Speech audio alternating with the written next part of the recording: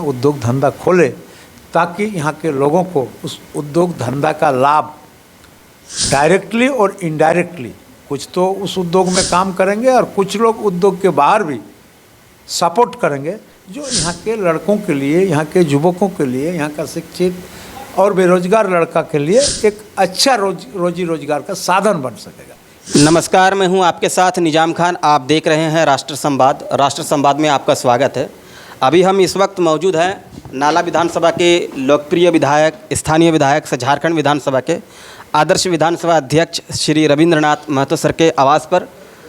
आज हम जिस मुद्दे को लेकर आए हैं, एक्चुअली नाला विधानसभा क्षेत्र के मुद्दे को लेकर के आए हैं। कई तरह की बातें होगी, आप हमारे साथ पूरे वीडियो में अंत तक ज़रूर बने रहें। और इससे पहले आप लोगों से एक छोटा सा रिक्वेस्ट है, अगर आप लोग हमारी खबर को फेसबुक पर देख रहे हैं और अगर अभी तक हमारे पेज को फॉलो नहीं किए हैं तो पेज को फॉलो कर लीजिए। यूट्यूब पर देख रहे हैं, चैनल को अभी तक सब्सक्राइब नहीं किया, सब्सक्राइब कर लीजिए, लाइक कीजिए। और इस विषय में आपका क्या कमेंट है, हमारे लिए जानना बहुत महत्वपूर्ण है। आप अपनी राय जरूर दीजिए और वीडियो अगर आपको पसंद आ रहा है तो इसको शेयर भी कीजिए। तो आइए बिना किसी देर के मुद्दे पर बात करने की कोशिश करते हैं। तो सर, सबसे पहले आपका हमारे चैनल पर बहुत बहुत स्वागत है। चलिए, आपको भी बहुत बहुत धन्यवाद कि आपने हमारा जैसे लोगों से बात करने की इच्छा व्यक्त किया। नहीं सर, ये तो मेरा सौभाग्य है कि एक आदर्श विधानसभा अध्यक्ष महोदय से हमको बात करने का सौभाग्य प्राप्त हुआ।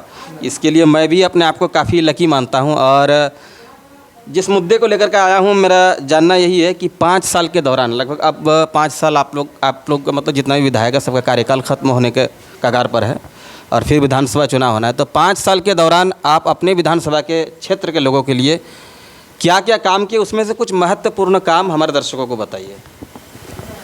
देखिए, ऐसे तो आपको मैं बता दूं, सिर्फ मेरे ही विधानसभा क्षेत्र नहीं बल्कि पूरा झारखंड राज्य में हमारे विधानसभा के समरूप सारे विधानसभा में काम हुआ है और ज़बरदस्त काम हुआ है हर विभाग में। चाहे आप PWD में जाइए, चाहे आप REO में जाइए, चाहे आप बिल्डिंग डिवीज़न में जाइए, चाहे आप स्वास्थ्य केंद्र में जाइए, चाहे आप तालाब में जाइए, इरिगेशन में जाइए, माइनर इरिगेशन में जाइए, हर जगह अगर आप देखिएगा बड़ा बड़ा इरिगेशन का प्रोजेक्ट भी बना है जिसको मेगा लिफ्ट इरिगेशन योजना कहता है। हर तरह का योजना यहाँ के लोगों के लिए बना है और उसी क्रम में मेरे भी विधानसभा में अच्छा खासा काम यहाँ के लोगों के चाहिदा के हिसाब से बना है। आपको ऐसा लगता है कि आपके कार्यकाल के दौरान कुछ वैसा काम छूट गया होगा कि आप आने वाले फिर जब आपका कार्यकाल आएगा तो फिर आप उसको पूरा करेंगे, वैसा आपके नज़र में कुछ काम लग रहा है? देखिए, वैसा भी काम है हमारे विधानसभा क्षेत्र में काम, और इस विधानसभा को आगे बढ़ाने के लिए अपार संभावनाएं हैं। जैसे मैं आपको उदाहरण के तौर पर बता रहा हूँ, ब्रिटिश पीरियड से लेकर के उस समय से लेकर के हमारा क्षेत्र रेल लाइन से जुड़ा हुआ था, लेकिन पिछले 15-20 साल से वो रेल लाइन बंद पड़ा हुआ है। हमने कई बार विधानसभा के कमेटी के तरफ से, कई बार एज ए MLA विधानसभा के अंदर में भी पूर्ववर्ती सरकार के समक्ष भी इस विषय को रखा कि मेरा जो बंद पड़े रेलवे स्टेशन पलास्थली है इसको चालू कर दीजिए। इस क्रम में उस सरकार भी केंद्र सरकार को आग्रह पत्र भेजा कि भाई बहुत पुराना ऐतिहासिक रेलवे स्टेशन है, इसको चालू कर देने से नाला कुंडहित फतेहपुर और उसके पार्श्ववर्ती इलाका का जो अंश है उसमें एक विकास का जो अभी आने जाने के क्रम में जो बाधक बना हुआ है वो बाधा समाप्त हो जाएगा और लोग सही मायने में तरह तरह से विकसित होने के मार्ग भी प्रशस्त हो जाएगा। तो ये काम अभी पूरा नहीं हो पाया है। आपने देखा होगा हमारे नया निर्वाचित सांसद महोदय आदरणीय नलिन सोरेन जी भी इस विषय को फिर से पार्लियामेंट में उठाने का काम किए हैं। अगर रेल लाइन खुल जाता और रेल लाइन को एक्सटेंशन करके हम लोग जामताड़ा या मिहिजाम के साथ अगर जोड़ देते तो एक आवागमन का एक जो मार्ग है, रेल मार्ग है जो है, ये काफ़ी प्रशस्त होता है। और रेल मार्ग प्रशस्त होने से यहाँ में बहुत सारे व्यवसाय होने की संभावना भी बढ़ जाता है। तो आज वो रेल लाइन बंद पड़ा है। मेरा निजी इच्छा है कि आने वाला समय में जैसे भी हो, केंद्र सरकार से मिल करके हो, राज्य सरकार से मिल करके हो, माननीय मुख्यमंत्री के प्रायोरिटी लिस्ट पे इसको केंद्र सरकार रेल मंत्रालय को भेज के हो, इस रेल लाइन को हम लोगों को चालू भी करवाना है और एक्सटेंशन भी करवाना है। दूसरी बात, आप जान रहे हैं कि हमारा क्षेत्र में भी कोयला मिलता है। आप जान रहे हैं कि हम लोगों का हर चीज़ सप्लाई होता है बाहर से, यहाँ से हम लोगों का प्रोडक्शन कुछ होता नहीं है। तो हमारे यहाँ रोड है, रास्ता है, इलेक्ट्रिसिटी का भी व्यवस्था मैंने कर दिया, पानी है, मिनरल्स है, कोयला है। तो इन तमाम चीज़ों का इस्तेमाल अगर हम इस क्षेत्र के जनताओं के लिए करेंगे तो आने वाला समय में ये क्षेत्र भी दुर्गापुर, बानपुर, धनबाद, बोकारो जैसा नहीं बल्कि उस तरफ बन सकता है। लेकिन इसके पीछे बहुत सारा काम है। मेरा दिली इच्छा है कि इतना सब विषय रहने के बावजूद हमारा इस क्षेत्र में भी इस तरह का उद्योग धंधा खोले, ताकि यहाँ के लोगों को उस उद्योग धंधा का लाभ डायरेक्टली और इनडायरेक्टली, कुछ तो उस उद्योग में काम करेंगे और कुछ लोग उद्योग के बाहर भी सपोर्ट करेंगे, जो यहाँ के लड़कों के लिए, यहाँ के युवकों के लिए, यहाँ का शिक्षित और बेरोजगार लड़का के लिए एक अच्छा रोजी रोजगार का साधन बन सकेगा। यह भी मेरा दिली इच्छा है। नंबर 3, एजुकेशन में आप जान रहे हैं कि हमारे यहाँ बालिका एजुकेशन या महिलाओं के एजुकेशन के लिए बड़ी दिक्कत है। 2 हमारे कॉलेज चलता है, 2 नाला और कुंडहित में, जो प्राइवेट मैनेज्ड कॉलेज है, डिग्री कॉलेज और इंटर कॉलेज, और 1 डिग्री कॉलेज हमने बनाया फतेहपुर में जो गवर्नमेंट डिग्री कॉलेज है। और हमारे बच्चियों के लिए नज़दीक में कॉलेज नहीं होने के कारण जो फीमेल एजुकेशन है, फीमेल एजुकेशन का जो रेशियो है, अनुपात है, वो कम होते जा रहा है। और इसी तरह का अगर ये क्रम अगर जारी रहेगा तो आने वाला समय में हमारे यहाँ के फीमेल एजुकेशन बहुत घट जाएगा। हम दुनिया के साथ, राज्य के अन्यत्र क्षेत्र के साथ नहीं चल पाएंगे। इसलिए मेरा दिली इच्छा है कि बच्चियों के पठन पाठन के लिए यहाँ भी एक अच्छा कॉलेज, एक अच्छा संस्था हो। तीसरा नंबर मैं बताना चाहता हूँ आपको कि हमारे यहाँ एक भी वोकेशनल कॉलेज नहीं है। यहाँ वोकेशनल कॉलेज का भी इच्छा है। आज आप वोकेशनल कॉलेज का स्थापन यहाँ पर अगर कर दें तो वहाँ से लोग एजुकेशन लेकर के पूरा देश के कोने कोने में आप अपना हुनर दिखाने का काम करेंगे। तो इस विषय में भी इस क्षेत्र को हमको उन्नत बनाना है कि यहाँ कम से कम वोकेशनल एजुकेशन के लिए संस्था खोले, लोगों के अंदर में जो हुनर है, जो प्रतिभा है, इसको निखारने के लिए व्यवस्था हो। इसका भी मेरा दिली इच्छा है। अब हम सकें नहीं सकें ये तो ऊपर वाला के हाथों में है, फिर भी मेरा प्रयास है। तीसरा नंबर मैं बताना चाहता हूँ आप, हाँ 5वां नंबर में आपको मैं बताना चाहता हूँ कि आप हमारे पड़ोसी जिला को आप अगर देखिएगा धनबाद, तो धनबाद में बेसिक ट्रेनिंग और बीएड का और एमएड का कम से कम 20-25 संस्था है, प्राइवेट और गवर्नमेंट। लेकिन हमारा जामताड़ा जिला के अंदर, न जामताड़ा विधानसभा में न नाला विधानसभा में एक भी उस तरह का संस्था नहीं है। तब होता क्या है, यहाँ के विद्यार्थी बीए, बीएससी, एमए, एमएससी करने के बाद इन एजुकेशन लेने के लिए उनको अपने क्षेत्र से बाहर जाना पड़ता है। और आप ये भी समझ रहे हैं कि हमारे क्षेत्र के लोग आर्थिक रूप से उतना संपन्न नहीं है। इसलिए बहुत ऐसे अभिभावक हैं जो पैसा के अभाव से अपने बाल बच्चा को, अपने बेटा बेटी को इस तरह का एजुकेशन देने में असमर्थ हो जाते हैं और लोगों का भविष्य बर्बाद होता है। मेरा दिली इच्छा है कि कम से कम ये बेसिक ट्रेनिंग और बीएड का कॉलेज अगर हमारे क्षेत्र में हो जाए तो आने वाला समय में यहाँ के विद्यार्थियों को बाहर जाने का आवश्यकता नहीं होगा।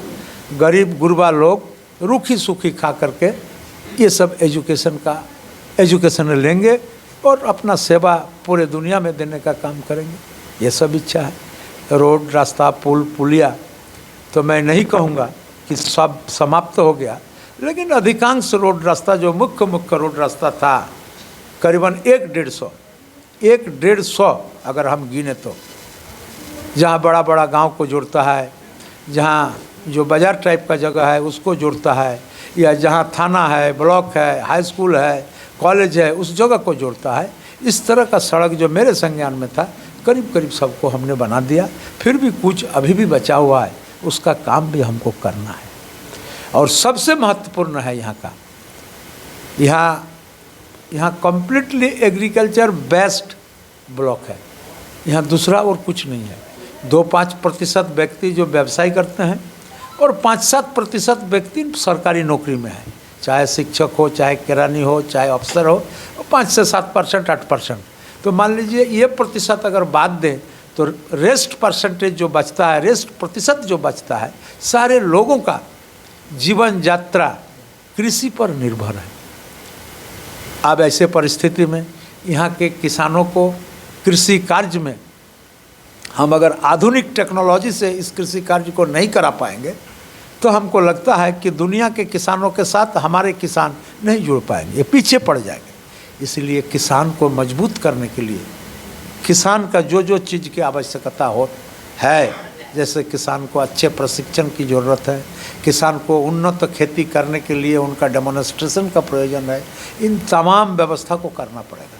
और इन तमाम व्यवस्था को करेंगे और हम समझते हैं कि अगर कृषि कार्य को हम लोग बेहतर बना पाए, उनके खेत तक पानी दे दिए, ससमय उनका फसल खेत से खलिहान तक पहुँचे, और खलिहान में पहुँचने के बाद उनका जो सामान है उनका प्रोसेसिंग का व्यवस्था हम दुरुस्त मुकम्मल कर दें, दुरुस्त कर दें, और उनको मार्केट वैल्यू में जो उसका मूल्य है वो अगर यहाँ के किसानों को मिल जाए तो मैं समझता हूँ उनको जो औने पौने दाम पर जो किसान का जो कृषि द्रव्य बिकना पड़ता है बाज़ार में या आड़तिया लोगों के बीच, ये नहीं होगा और हमारा किसान यहाँ का मजबूत होगा।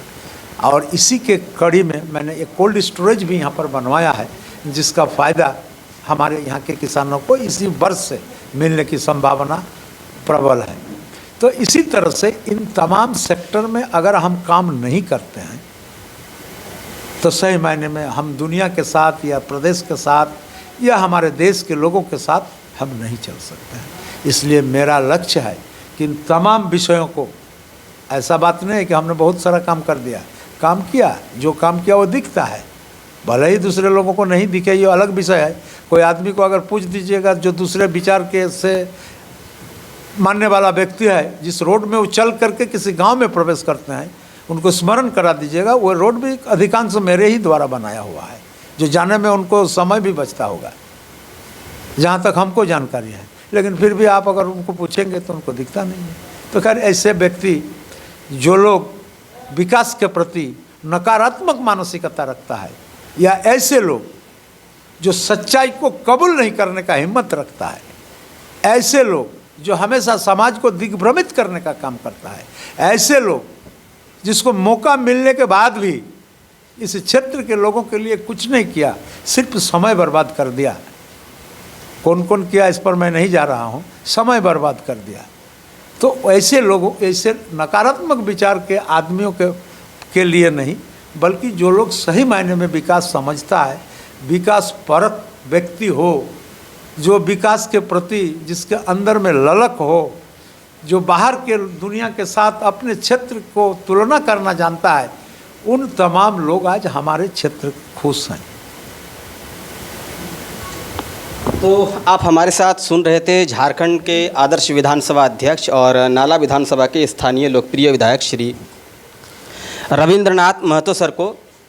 सर ने कई काम जो है कि नाला वासियों के लिए किया है, जिसमें से सबसे कई महत्वपूर्ण उसमें से एक आता है पावर ग्रिड। आप देखेंगे कि कुंडहित प्रखंड के भेलुआ में जो लगभग 100 करोड़ की लागत से वहाँ पावर ग्रिड का निर्माण हुआ है। इसके अलावा अगर आप किसानों के लिए देखेंगे, क्योंकि नाला विधानसभा एक ऐसा विधानसभा यहाँ के अधिकांश लोग कृषि कार्य पर निर्भर है, लगभग 90% के करीब जो है कि यहाँ के लोग कृषि कार्य पर निर्भर है।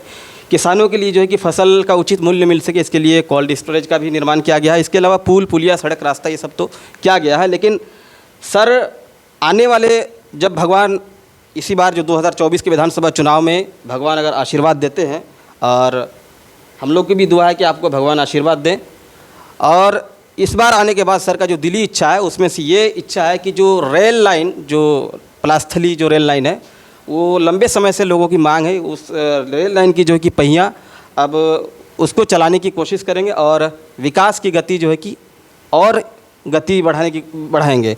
इसके साथ जो शिक्षा के स्तर में आप देखेंगे, बहुत सारे ऐसे विद्यार्थी हैं जो स्नातक के बाद बीएड नहीं कर पाते हैं, या कर भी पाते हैं तो उसके जो है कि दूसरे ज़िला में जाने में काफ़ी परेशानी होती है। उसके लिए भी जो है कि उसके लिए व्यवस्था जो है कि सर अपने आने वाले कार्यकाल के दौरान जो है कि करेंगे। इसके साथ साथ किसानों के लिए भी और बेहतर स्थिति बनाने का प्रयास करेंगे। ये तमाम बातें जो है कि सर ने आप तमाम दर्शकों के सामने कहा। इसके साथ साथ विपक्ष को भी अपने इशारों में आड़े हाथों लेते हुए कहा कि जिसको जो काम के प्रति रुचि नहीं रखते हैं, जो सिर्फ समय को बर्बाद करना जानते हैं, उसको काम दिखता नहीं है। अब भले ही वो अच्छे रास्ते में जाएंगे, फिर भी वो बोलेंगे ये रास्ता जर्जर है। तो खैर ये तमाम बातें हुई और आप सुने भी। बाकी इस खबर के विषय में आप क्या सोचते हैं कमेंट ज़रूर करें। खबर अच्छी लगे तो लाइक शेयर करें, हमारे पेज को फॉलो करें, यूट्यूब चैनल को सब्सक्राइब करें। कैमरा पर्सन इरफान खान के साथ निज़ाम खान की रिपोर्ट। धन्यवाद।